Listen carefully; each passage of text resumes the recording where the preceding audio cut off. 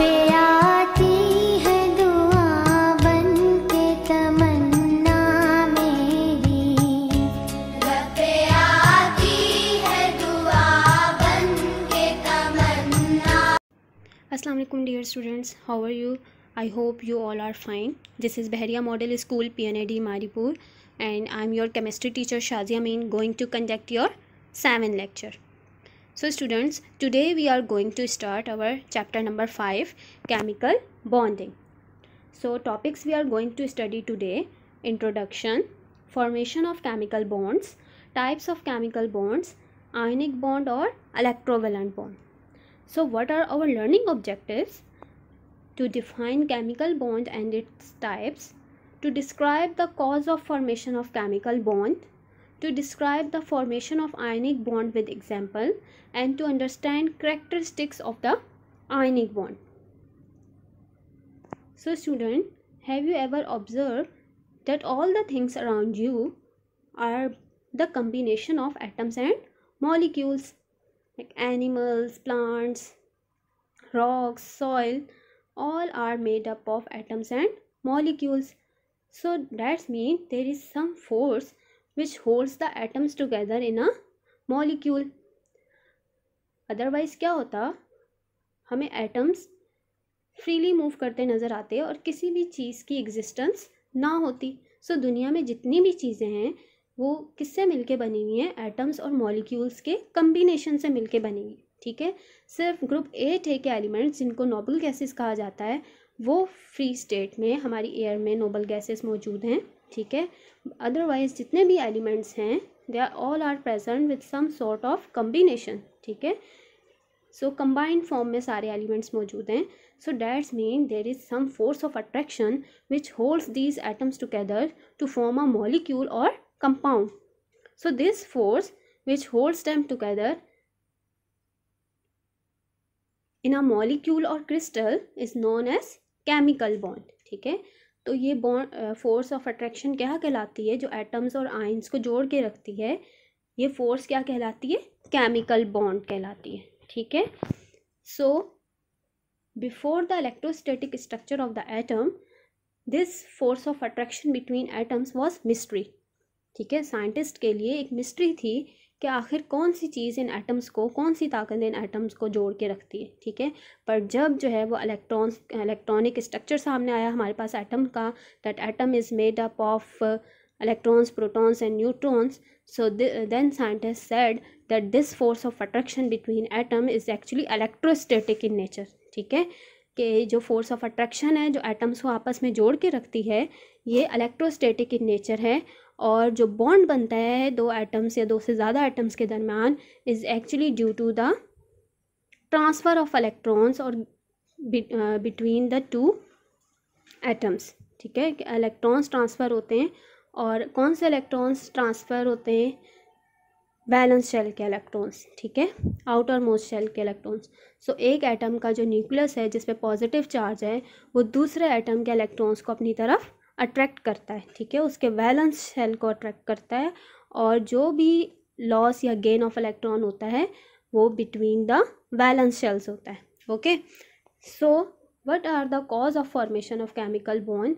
Y atoms form a chemical bond? ठीक है, क्यों एक एटम जो है उसको क्या ज़रूरत पड़ती है कि वो केमिकल बॉन्ड बनाता है किसी दूसरे एटम के साथ? Because every atom want to become stable. ठीक है, हर एटम क्या चाहता है कि वो स्टेबल स्टेट में आ जाए. और स्टेबल स्टेट कब आती है किसी भी एटम की? When it have 8 electron in its valence shell. Okay, हर एटम चाहता है कि उसके आखिरी शेल में 8 इलेक्ट्रॉन हो जाएं और वो नोबल गैसेस की तरह स्टेबल हो जाए. ठीक है, so all the elements follow octet rule. ठीक है, कौन सा रूल फॉलो करते हैं? ऑक्टेट रूल फॉलो करते हैं. We studied before it in our previous lecture. So to acquire this stability, either they gain the electron, lost the electron, or share the electrons and form a bond. Okay. So there are examples. Exception of hydrogen and helium, they follow duplet rule. Okay. Hydrogen के पास एक ही shell है, K shell, और उसमें K shell में कितने electrons आ सकते हैं? 2 electrons. ठीक है, सो एक इलेक्ट्रॉन अगर कोई हाइड्रोजन को और दे दे तो bye the gaining of one electron it become stable, ठीक है, इसका के शेल कम्प्लीटली फिल्ड हो जाता है, तो ये स्टेबल हो जाता है, ठीक है। सिमिलरली हीलियम नोबल गैस है, ठीक है, के शेल है और के शेल में जो दो इलेक्ट्रॉन्स हैं इट हैव टू इलेक्ट्रॉन्स, ठीक है। So it is already stable, so it is present in a noble gases, ठीक है, इसलिए हीलियम जो है वो नोबल गैस कहलाती है, ग्रुप 8A से बिलोंग करती है क्योंकि ये स्टेबल है, केमिकली इनर्ट है, ये किसी से रिएक्शन नहीं करती, ठीक है। So hydrogen and helium follow duplet rule, ये अपना डुप्लेट कंप्लीट करते हैं and all the other elements follow octet rule, they want to complete their octet, ठीक है। फॉर एग्जांपल ऑक्सीजन ग्रुप 6 से का एलिमेंट है, सो इसके वैलेंस शेल में कितने इलेक्ट्रॉन है 6, so it want 2 electrons to complete its octet, okay. तो ये किसी दूसरे एलिमेंट से रिएक्ट करता है और अपना ऑक्टेट कंप्लीट करता है by the gaining of 2 electrons.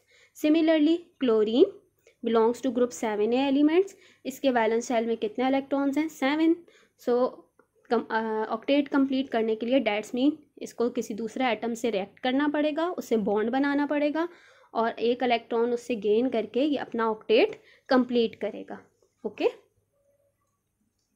So what are the types of chemical bond? So first explanation of the nature of chemical bonds were advanced by W. Cossell and G. N. Lewis। इन दोनों scientist ने chemical nature बताई chemical bond की और उन्होंने क्या कहा that there are mainly 2 types of chemical bonds, ठीक है, मेनली जो है 2 टाइप्स होती हैं केमिकल बॉन्ड की, आयनिक bonds and covalent bonds. Other types of bonds included coordinate covalent bond, hydrogen bond and metallic bonds. And we already said that the chemical bonding are formed from the loss, gain or sharing of electrons between 2 atoms or molecules. So we are, first of all, we can see here that ionic bond is always formed between metal and non-metal. Okay, ionic bond कौन से atoms के दरमियान बनता है? Metal और non metal के दरमियान बनता है, because metal have tendency to lose the electron and non metal have tendency to gain the electron, okay. So there is a complete transfer of electron. Covalent bond on the other hand is form either between non metals, दोनों atoms या तो non metal होंगे या एक metalloid होगा और एक non metal होगा, ठीक है। So we are going to study about ionic bonding. So ionic bonding किस तरह की बॉन्डिंग है, कैसे आयनिक बॉन्ड बनता है?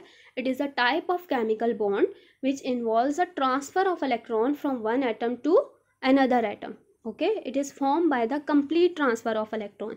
एक एटम इलेक्ट्रॉन लॉस करता है और दूसरा एटम इलेक्ट्रॉन गेन करता है, ठीक है। अब लॉस और गेन करने से उनके ऊपर क्या आते हैं? चार्जेस आ जाते हैं, पॉजिटिव और नेगेटिव साइंस आ जाते हैं, they become ionized. So the attraction that binds oppositely charge ions together is termed as ionic और इलेक्ट्रोवेलेंट बॉन्ड, ठीक है। आयोनिक बॉन्ड को और कौन सा बॉन्ड कहा जाता है? इलेक्ट्रोवेलेंट बॉन्ड भी कहा जाता है, ठीक है। So it's just like a tug of war. Non metal have a high electronegativity to attract the electrons of other atom. Metals की इलेक्ट्रोनेगेटिविटी बहुत कम होती है, ठीक है। सो इनकी जो पुलिंग फोर्स है वो बहुत वीक होती है। So due to the difference of electronegativity the electron of non metals are completely transfer to the valence shell of non metals, ठीक है। आप देखें इसने इतनी फोर्स लगाई है, इसकी इलेक्ट्रोनेगेटिविटी इतनी ज़्यादा है कि इलेक्ट्रॉन जो हैं वो कम्प्लीटली इसमें ट्रांसफ़र हो गए, ठीक है। So there is a complete transfer of electron from one atom to the another atom. So this is called as ionic bonding. So ionic bond जो है अगर हम पीरियोडिक टेबल में देखें, ठीक है, तो किन किन एलिमेंट्स के दरमियान बनता है? ग्रुप 1A से लेकर हम देखें तो सारे मेटल्स हैं हमारे, ठीक है। लेफ्ट से राइट जब हम स्टडी करते हैं तो हमारा पीरियोडिक टेबल मेटल से स्टार्ट हो रहा है और नॉन मेटल्स पर एंड हो रहा है। तो 8A के एलिमेंट तो किसी से रिएक्शन शो करते नहीं हैं। सो आप देखें ग्रुप 1A के एलिमेंट के वैलेंस शेल में कितने इलेक्ट्रॉन है? 1। सो ये एक इलेक्ट्रॉन लॉस करके स्टेबल होंगे। 7a के एलिमेंट्स क्या हैं? Non metals. So that's mean they require 1 electron to complete its octet. So group 1a के एलिमेंट्स ग्रुप 7a के एलिमेंट्स से रिएक्ट करेंगे और क्या बनाएंगे? Ionic bond. Similarly group 2a क्या शो कर रहा है कि इसमें जितने एलिमेंट्स हैं उनके वैलेंस शेल में कितने इलेक्ट्रॉन्स हैं? 2। सो that's mean they can easily react with group 7a और ग्रुप 6 एलिमेंट। 6a के एलिमेंट्स के वैलेंस शेल में कितने इलेक्ट्रॉन है? 6। तो ऑक्टेट कंप्लीट करने के लिए क्या कितने इलेक्ट्रॉन्स चाहिए? 2। तो डैट्स मीन ये 2a के एलिमेंट्स 2 इलेक्ट्रॉन्स देकर आयोनिक बॉन्ड बनाएंगे। सो मेटल्स नॉन मेटल्स के साथ रिएक्ट करते हैं और क्या बनाते हैं? आयोनिक बॉन्ड बनाते हैं। Let's see the formation of ionic bond between sodium and chlorine. Sodium group 1a का एलिमेंट है, ठीक है, वैलेंस शेल में कितने इलेक्ट्रॉन है? 1। जबकि क्लोरीन ग्रुप 7a का एलिमेंट है, हेलोजन है, इसकी इलेक्ट्रोनेगेटिविटी बहुत ज़्यादा है, जबकि सोडियम की इलेक्ट्रोनेगेटिविटी बहुत कम है। सो क्लोरीन के वैलेंस शेल में कितने? 7 इलेक्ट्रॉन्स हैं। तो ये बहुत फोर्सफुली सोडियम के इलेक्ट्रॉन को अपनी तरफ अट्रैक्ट करेगा, ठीक है, और इसका इलेक्ट्रॉन ट्रांसफ़र हो जाएगा अपने वैलेंस शेल से क्लोरीन के वैलेंस शेल में, ठीक है। सो क्लोरीन अब after the gaining of electron become stable and sodium after the loss of electron become stable. जो गेन करता है उस पर क्या चार्ज आता है? Negative, and it is called as anion. Negative ion क्या कहलाता है? एनाइन कहलाता है, ठीक है। जो इलेक्ट्रॉन लॉस कर रहा है उस पर कौन सा चार्ज आता है? Positive, and positive ion also called as cation.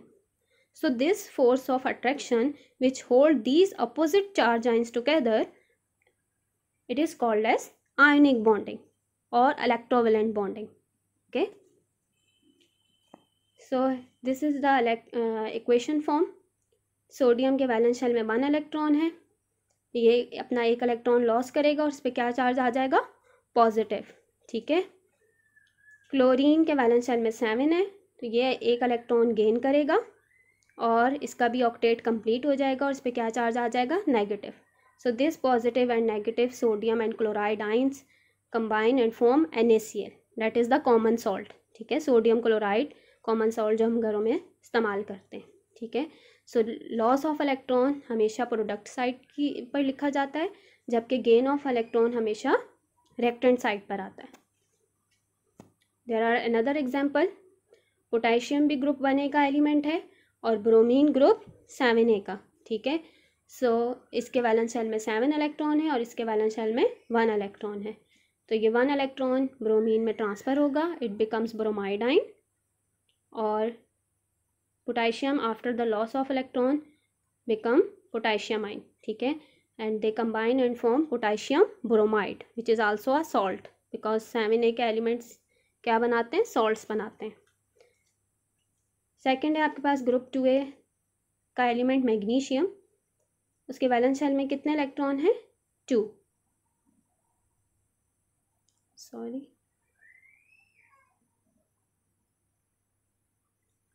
So that's mean ये 2 इलेक्ट्रॉन लॉस करके स्टेबल होगा, बट ये रिएक्शन किसके साथ कर रहा है? क्लोरीन के साथ, जो ग्रुप 7a का है।